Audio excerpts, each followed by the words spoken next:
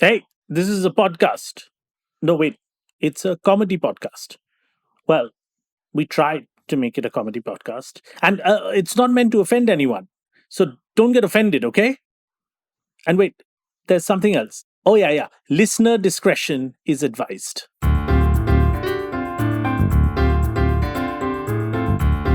Audiomatic presents Our Last Week.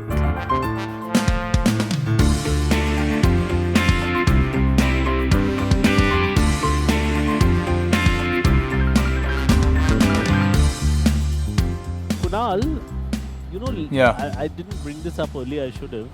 I'm getting very interested in the seniors Wimbledon. Hmm. There's a Wimbledon for old people. And I feel like that Wimbledon I can keep up with the pace of the game. The other Wimbledon has just become so fit. People are so, like, I can't see the ball only. Their bodies are too much. I mean, that Djokovic, then all these, some Greek guy, then some other Eastern European guy.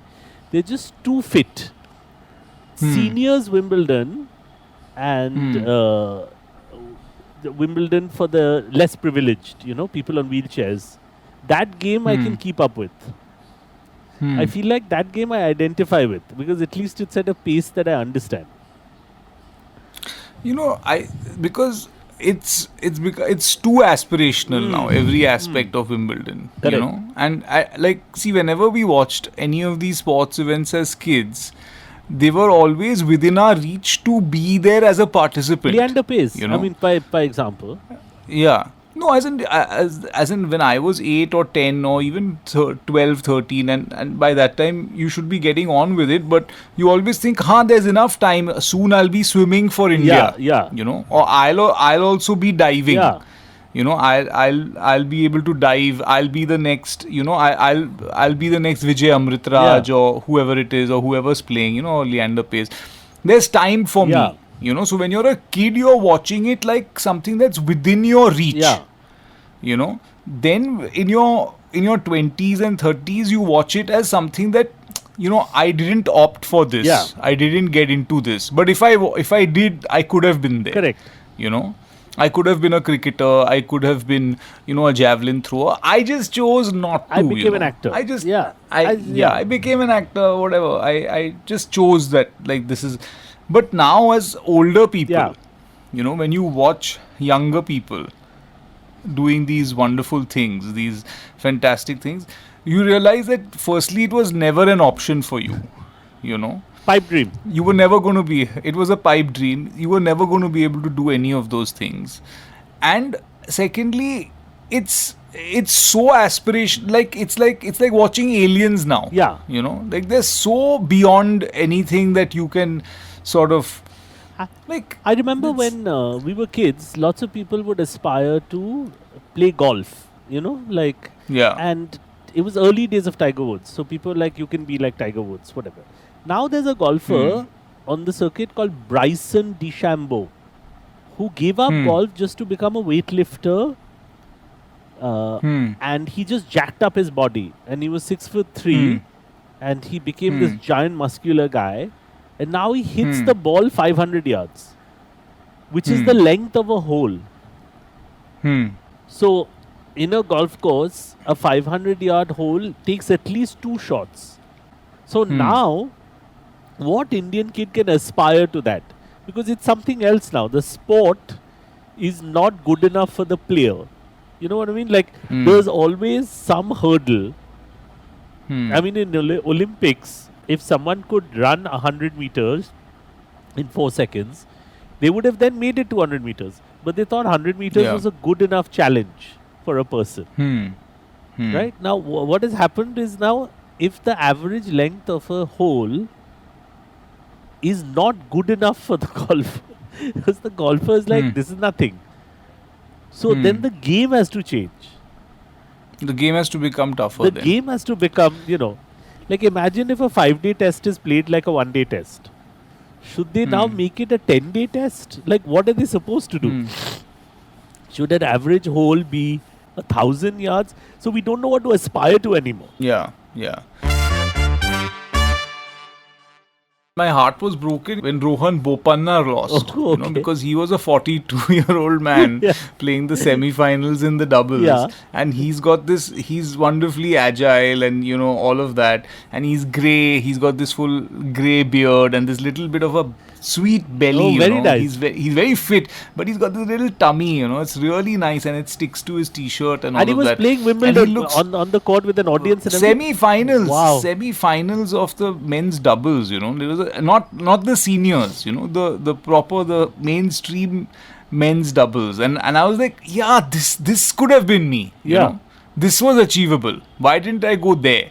So there you can still relate. As a person, you can still feel, this guy looks kind of like, a much fitter and more talented version of me, but like he's like, yeah, man, he's like my sort of this thing, yeah. But now all these 20-year-olds and 19-year-olds, The belly has gone from all sports. I remember in cricket there was a time where Mohinder Amarnath. yeah, There was a time when the Indian top order, Sunil Gavaskar, Yeah. Gundappa Vishwanath, 1 down Mohinder Amarnath, Dilip Vengsarkar 2 down, mid-80s. All of them Yeah. sported a healthy belly. yeah, Both the Sri Lankan opening batsmen had a proper belly.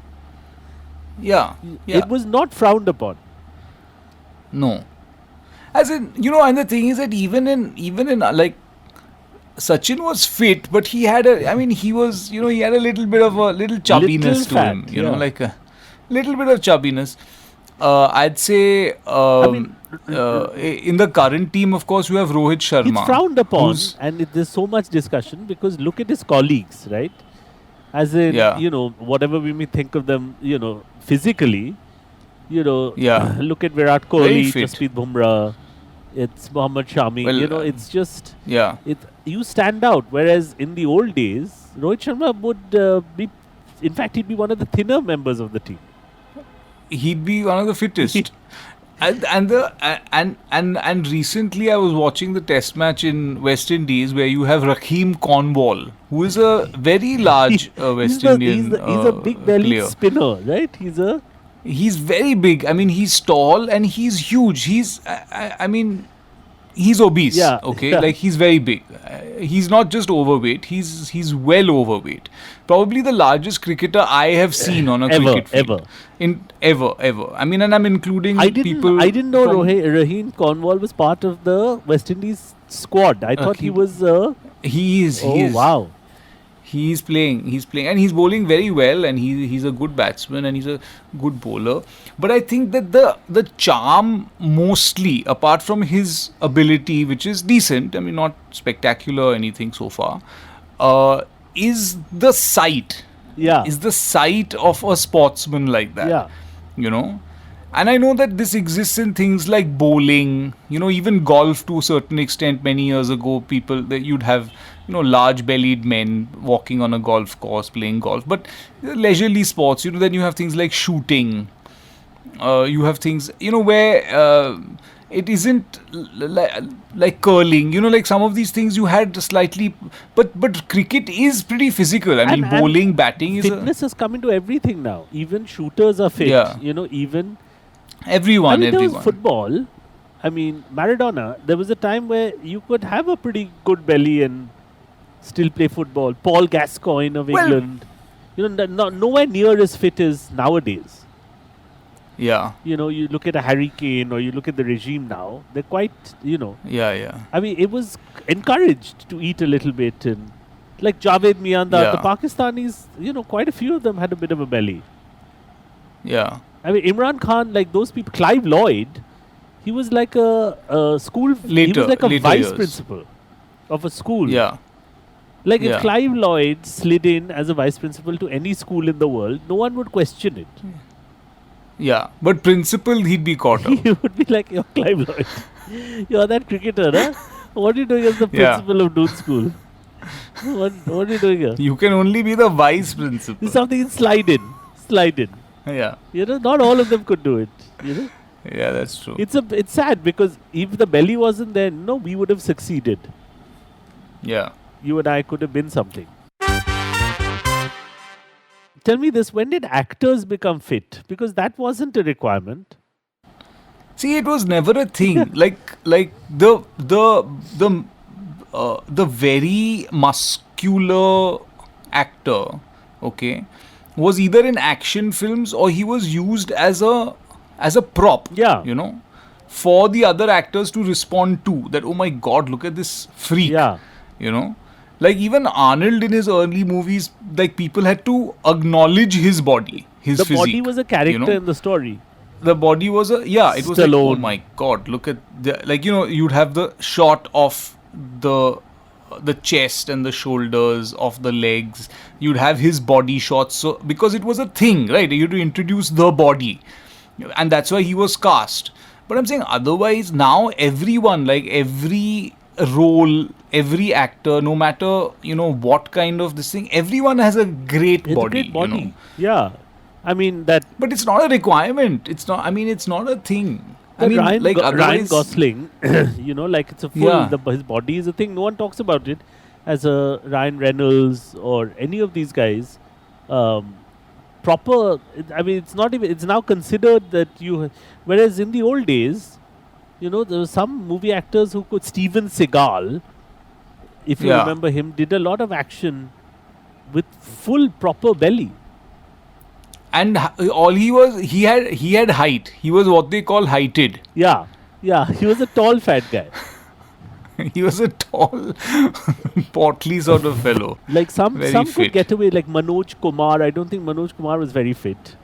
Ashok Kumar was not particularly fit. But I'm saying, even if you look at some of our great action heroes, Yeah, yeah. okay, like Mithun Chakrabarti, Was quite unfit. Okay, I mean, he either looked underfed Emaciated. or he looked like underfed with a pot belly. Yeah, you yeah. know.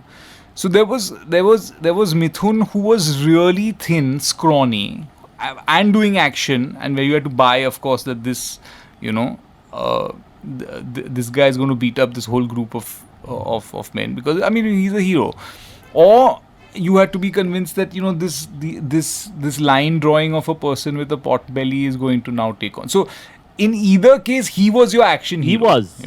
So I think there they found the hero. Then they said, "Chal, let him do something, action." Fine. He's like, he may not be fit. Dance and action. Yeah. I mean, I don't think, for example, Dharmendra, I don't think he was particularly thin. He was In his I mean, younger see, days. Dharmendra was, and then of course he was fit. Like he had good arms and biceps, and he had a good like chest and shoulders. He was a fit guy for most of it. Then of course, post his 40s, he started just like he Giving started it a little eating bit. and Yeah, drinking yeah. and doing whatever and all. And then of course he gave all that up. But through his 40s and 50s and 60s, when he was still playing, sort of leading men in all sorts of films, he was a largish kind of guy, like a And normal. that to me has always been, maybe because we're both in our 40s, that to me has been the most interesting phase to me for anyone's life. When you've had a lot of success in your 20s and 30s, and your 40s, given it away a little bit. You've got a belly, Yeah. you're a little older, everyone knows your 40s, but you're still romancing young women. You're still Yeah. pretending like you're 20. I love that phase of an Indian movie star where they didn't give a shit about physical fitness. Yeah. Now if you look at, say, an Akshay Kumar or whatever, they're very concerned about their physical But fitness. now they're fitter than most 20-year-olds, like all And these then guys, they look Shah at each Rukh other, and right? Akshay Like and all of Shah them. Rukh All Khan, these Akshay people are like- Kumar, they'll look at Farhan Akhtar. They all look at each other. Amir Khan look at each other and say, "Oh, I can do what he's doing, and I'll do what he's doing," and then they all do similar things.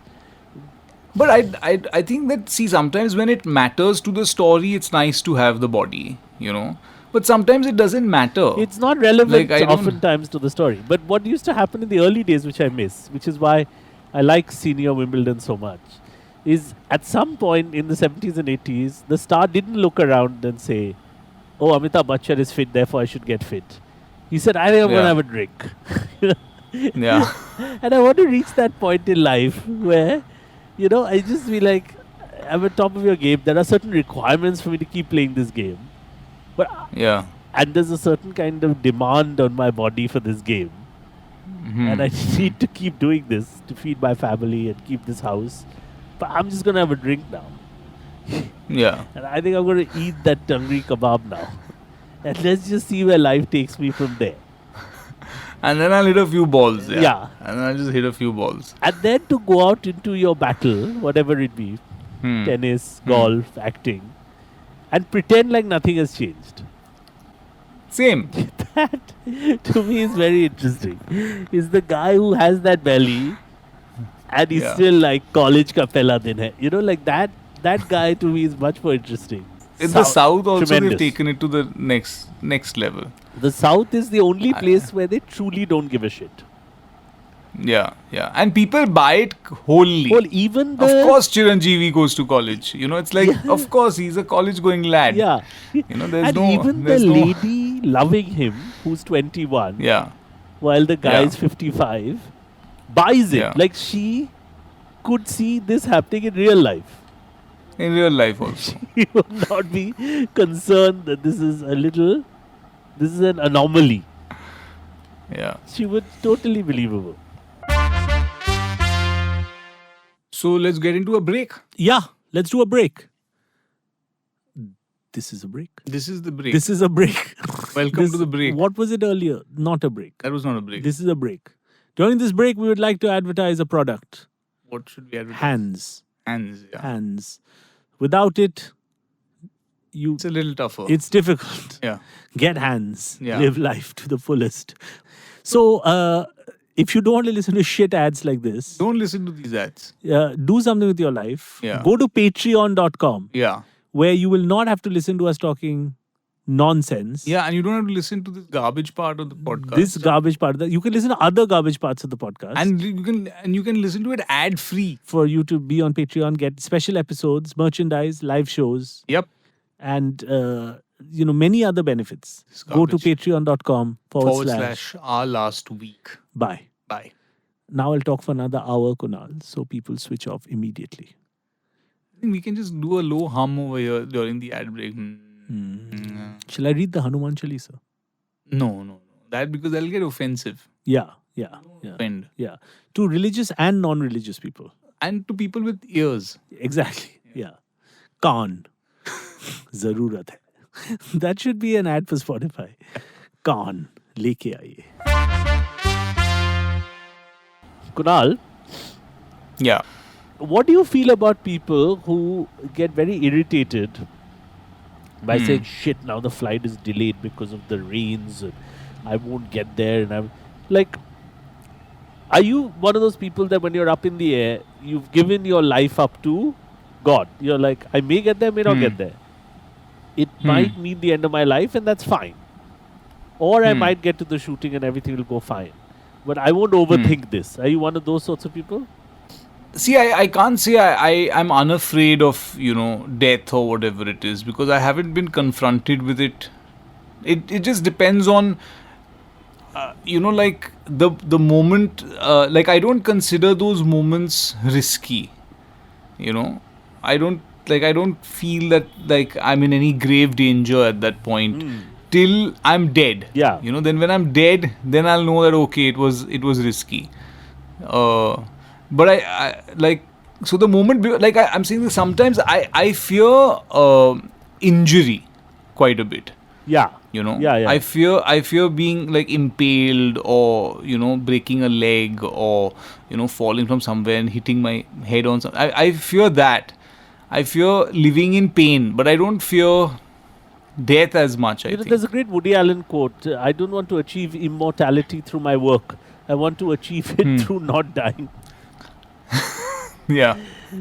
So it's I mean those things will I think that, but the good thing about a plane is that those things will not happen. Like you will just die. You know what I mean? Like if a plane falls out of the sky, you'll just die. Like I don't think you will. It would be very sad if the plane crashes and all you've got is a twisted neck and you can't shoot for a month. That would just be dumb. Yeah. Where everyone Yeah. else is dead. Like it just feels Yeah. unfair. So I doubt that will happen. But you're saying that, chalo, for that half an hour when you're flying to Udaipur, let's say you tell yourself, it's fine. I get there. If I don't get there, another actor lost. It's not the end of the world. It's not the end of the world. Yeah. That's a good way to think about it.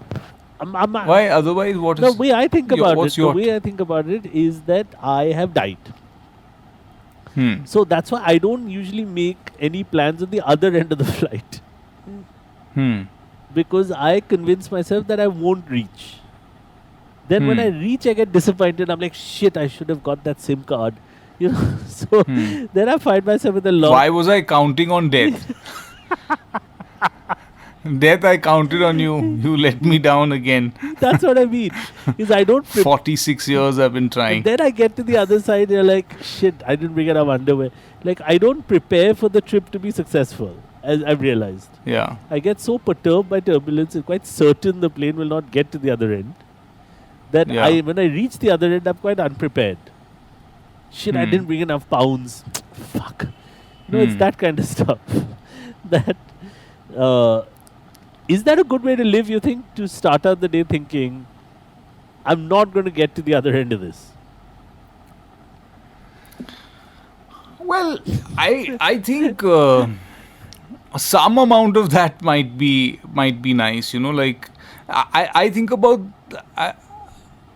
I think about my career like that. Yeah. You know, like it's all going to end in shit, Yeah. or it's all going to be like quite crap either way.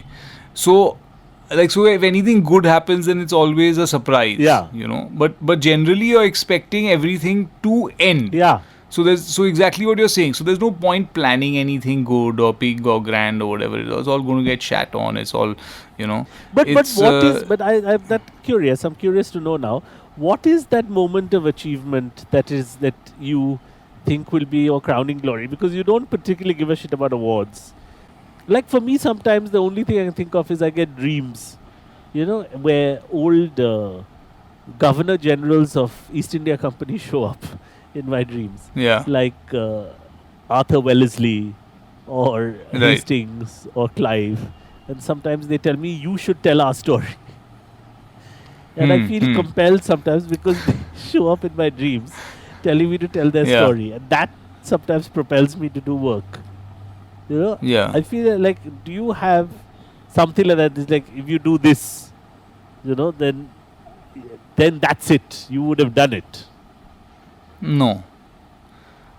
Because that's the problem. Because as soon as you feel that, then that's it. That you would have done it. Then after that, What do you do? Then if you've lived your life for that thing, which is whatever that thing may be, and once you've done that thing, then what? Then what do you Then do? your rest of your life is not. It doesn't have meaning. You keep I don't doing think a so. rubbish podcast now for the rest of your life. Yeah, I mean, see, you can keep doing meaningless things, and that's what I'm saying. That life is a compilation of meaningless shit. Yeah. You know, so you just have to keep doing meaningless Keep. stuff. There's no big or small. Just keep. Just keep at it. You know. Your favorite Christopher Nolan, who you love dearly, has outdone himself this time. Because I think last time the issue was you were not convinced that such a deep story needed to be told for Batman, who was ultimately a guy dressed as a bat. You know, however much you add, you know, philosophical allegory, you're still dealing with a guy dressed as a bat. This time he's gone one step ahead. I'm sure it'll please you. He has decided to do a nuclear explosion. So the world's first nuclear explosion was done by Robert J. Oppenheimer as part of the Manhattan Project, right? When they were trying to build the Correct. nuclear bomb. And it was called the Right. Trinity test. It's the first time, I think, somewhere in the middle of America, somewhere miles away, they dropped an atom bomb. I think Arizona or somewhere. They dropped an atom bomb. And that was the Trinity test. It was the world's first atom bomb, and then they dropped it on Hiroshima, Nagasaki. Right. And since then, the technology has only got better and better. I think now you can probably sit in New York and drop an atom bomb on Delhi, I think easily. Yeah, anywhere I guess in the world. Yeah. And you could pretty much destroy, I would imagine, the whole city and mostly the surrounding areas. Possibly, yeah. Yeah, you could drop a number of atom bombs, I think. So he dropped an atom bomb for this film because he did not want to do this the Trinity test on CGI. So they interviewed him, and he said, one of my greatest goals as a filmmaker is never to artificially recreate something. So because this was about the maker of the atom bomb, I dropped an atom bomb. It's now secret. Now slowly in the PR of the film, it's coming out where he may have dropped it and how they did it. And I'm sure it was done through security. But he dropped an actual atom bomb somewhere to make this film. How do you feel about this? I know that this filmmaker annoys you. How do you feel about this? Because this is the sort of Bengali intellectualism that takes over the world in some ways. So the guy's like, I need an atom bomb, I'm going to drop an atom bomb. See, I think that the whole idea of telling a story, especially in film, and as soon as you decide to tell it, you're going to have to start doing stuff that isn't real, right? Now, like for Schindler's List, Steven Spielberg did not actually have to torture Jewish people in a concentration camp. I'm saying you don't have to kill those people to really get the actors to feel that way, right? Like ultimately, I don't think it matters whether you piss in a pot or you drop an atom bomb. It depends on what effect it has on screen on the viewer, right? And not only in the way that it's shot, but in the context of which it's used and the sequence that builds up to it, and then how the audience finally feels about it. It could be a matchstick lighting, or it could be an atom bomb. It could be anything, right? But the thing is that for it to have that effect, it doesn't matter ultimately. It's how you execute it, right? And there's a level of fakeness as soon as you say I am going to do, or I am going to retell a story. There is it starts with everything being fake, right? I mean, he's not actually got Oppenheimer to act in the movie, right? He's cast an actor. Not like, no, we must get Oppenheimer. Like, but maybe that guy is dead. But imagine a filmmaker. He won't do it. But a filmmaker's gone and dropped an atom bomb, man. I mean, isn't that crazy? Well, see, firstly, I don't know whether it's true. I mean, I think it could just be a PR this thing. But if it's true and if they want us to believe this thing, I think it's there are enough silly places, and ludicrous. Enough places in the world you could still drop an atom bomb, an early stage atom bomb, if you get the right permissions. Like, I don't think you and I, if we were doing a small comedy, would get permission from the Indian government to drop an atom bomb. Well, I think we wouldn't get permission to do one of those long 100-foot ladis also that they do at outside weddings. I think that even if we go with that request to the police saying कि हमारा shooting है और 4 Lakshmi bomb हमको उड़ाने का है, they say चल फोड़ इधर से. Saying अरे क्रिस्टोफर नोलन ने पूरा एटम बॉम्ब गिराया. He's saying और आप मेरा लक्ष्मी बॉम्ब अलाउ नहीं कर रहा है. So rules है इधर. एटम बॉम्ब का अलग है. I think Christopher Nolan has lit up one of the atom bombs we used to get. Like the Diwali atom bomb. At Diwali. The Diwali atom bomb. Yeah. And it was called atom bomb. It was quite loud. It was quite loud. Very loud. It had a green sort of band around it. It was green thread. Do you think there was a nuclear fission going on inside there? Good. Definitely. And I think he caught on to it, and he said that he must have tested Lakshmi, he must have tested hydrogen, and he said nahi, hydrogen ka bahut zyada hai. Apna atom bomb lao. Old. From Muhammad Ali Road fireworks market, he got a few Lakshmi of those. Fireworks. That's the atom bomb. Lakshmi fireworks. That was his Trinity test. And he got that. That was the test. Kunal, last conundrum. I hear you have a stomach upset. It's the worst kind of illness. I'm not keeping too well. Yeah, and I don't want to be playing into any stereotypes and all over here, but I have got that belly. But again, I've got an upset. Again, we've every podcast we do has a bit of a theme, and this theme seems to be immortality. And again, I keep going back to this. Do you think you'll be immortal for that shitting role that you did, which would that be a shame, or would that be how you would like to be remembered?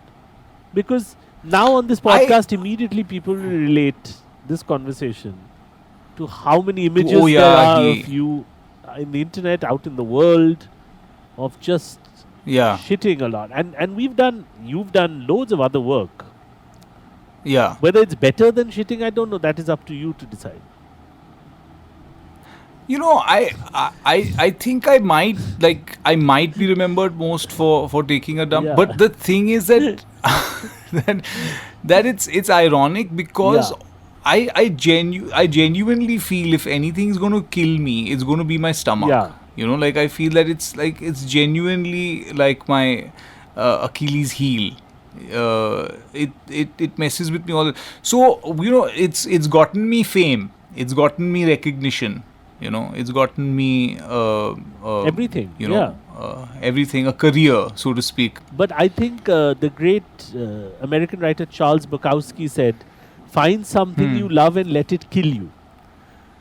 Yeah, And for you, that was food, I guess. So food. yeah. Food generally. Yeah. kebabs. And I remember we went and ate in Old Delhi once, kebabs. And you were violently unwell. And I was very and unwell. you were making that face. And people recognized you more because they were thinking you were playing that part from the movie. So you were doing your own Christopher Nolan there. I was well,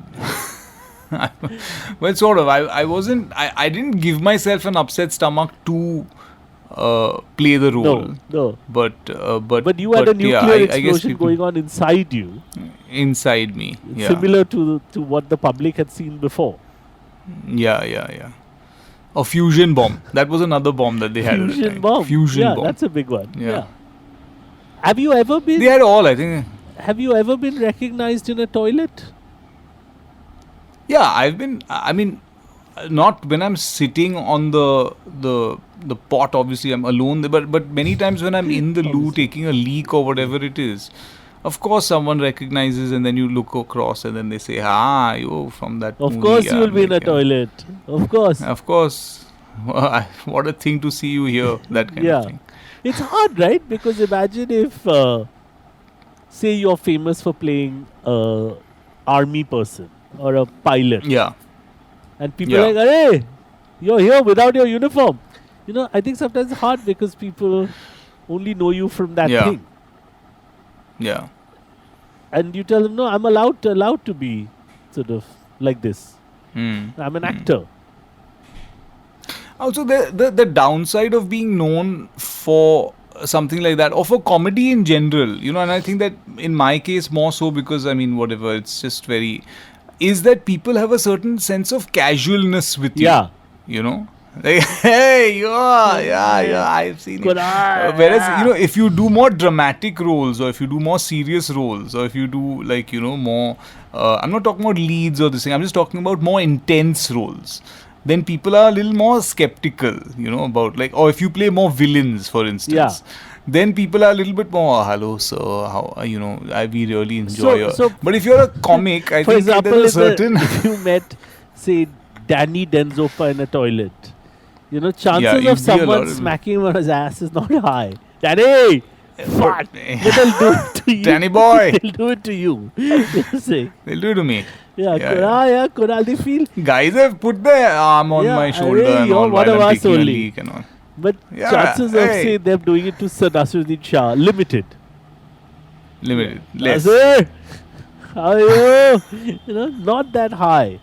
So I suppose it's accessible. But to Johnny Lever, it's high. Yes. Johnny Bhai! Johnny Bhai! Yeah. Because he's jovial, happy. You know what I'm saying? So people want to take these because with Johnny Lever, you feel like, oh, it's Johnny Lever. Yeah, he gets me. But at some point, he may have like lost his passport. You know, his dog could have been run over. He could not be in a happy moment. They don't care. No. And that's what I've realized, that people don't really care whatever moment you're in. Like, say, you know, you're in a very high stress situation. Like, I remember my dog was going through some surgery or in the hospital, or, you know, and it was a stressful situation for us. But still people would say, can I get a selfie? And I'm saying, like, it's not the right time or the moment, you know what I'm saying, to or if you're in a hospital, or there's like, you know, you're stressing, there's a real stress about something that really matters. Even in those moments, I think people don't really get it. It's because get it, you know, like, okay, maybe not right now. I guess it's not. Like even the nurse operating. It's a life and death Yeah. situation, sir. Okay, then operate. Or they'll relate a story. They'll relate a story about some other Bollywood person they treated. Yeah. So just last week, so and so. I was like, so okay, that's Yeah, nice. but my- What did that have to do with me? My dog is dying. What about the ulcer here?